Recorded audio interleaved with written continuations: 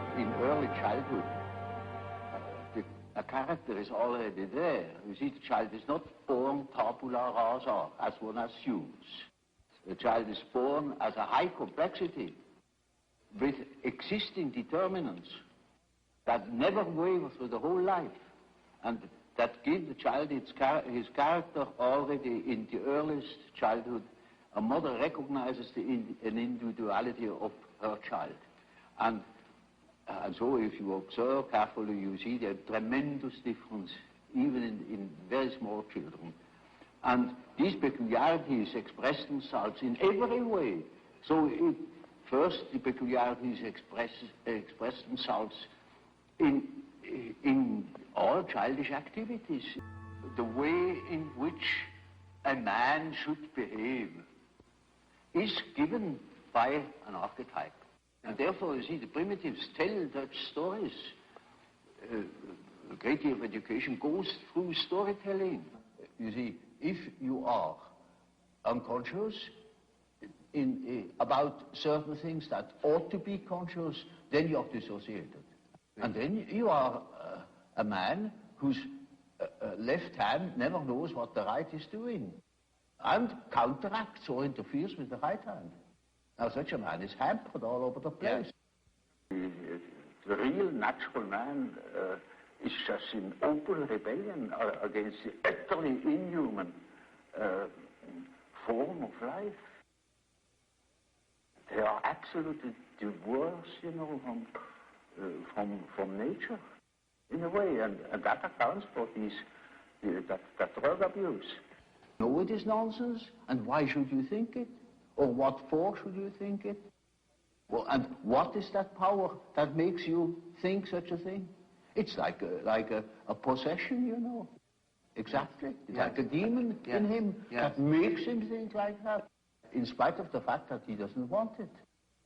You see, then we have the problem. That is the problem for an intellectual man. And then I say, now, you see, you don't know, you have no answer. I have no answer. Now what are we going to do? I say, now we must see what you dream, because the dream is a manifestation of the unconscious side. Right. Now, he never has heard of the unconscious side. So I must explain to him that he has an unconscious, and that the dream is a manifestation of it. And if we succeed in analyzing the dream, we might get an idea about that power that makes him think like that. You see? In such a case, one can begin right away with the analysis of dreams. And in all cases that are a bit serious, mind you, this is not a simple case, this is a very serious and difficult case, in spite of the simplicity of the phenomenology, of the symptomatology. In all cases, after the preliminaries, as it were, history of the family, the whole medical anamnesis, etc., we come to that question. What is it in your unconscious that makes you wrong? It's always unconscious, and it is really unconscious. It really does not know it. And so we don't know our unconscious personality. We have hints, we have certain ideas, but we don't know it really. Nobody can say where man ends. That is the beauty of it, you know. It's very interesting.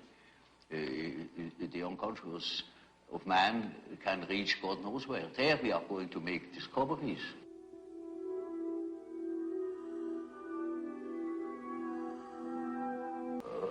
Follows a pattern, or the behavior of any bird or insect follows a pattern, and that is the same with us.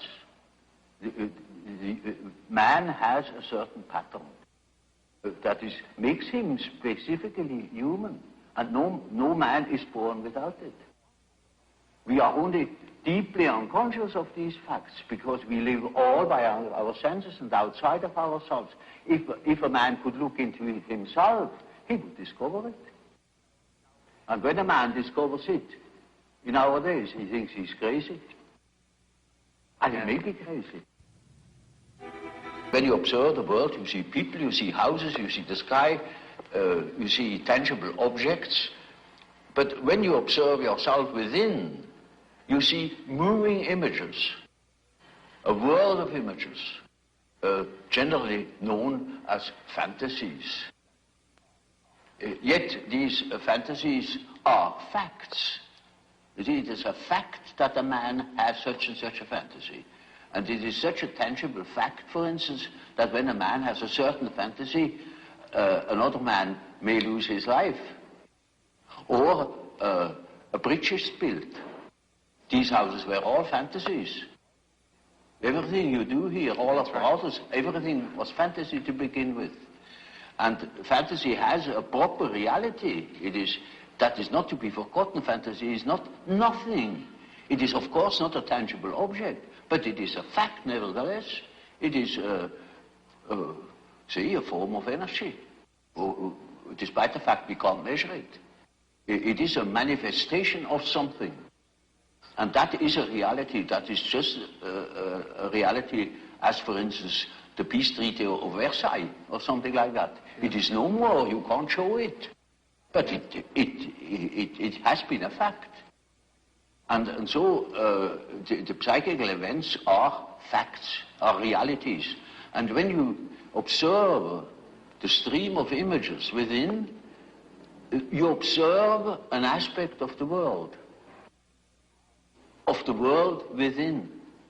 And so, you see, the man who is going by the external world, by the influences of the external world, say society or perceptions, sense perceptions, thinks that he is more valid, you know, because this is valid, this is real.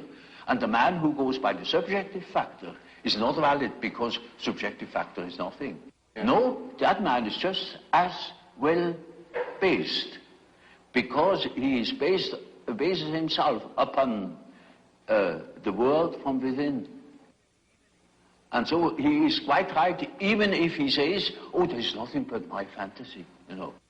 And of course that is the introvert. And that the introvert is always afraid of the external world. He will tell you, when you ask him, he will be apologetic about it. He will say, of course, yes, I know, only my fantasies. And he has always a resentment. And as the world in general, particularly America, is extroverted like hell, the introvert has no place.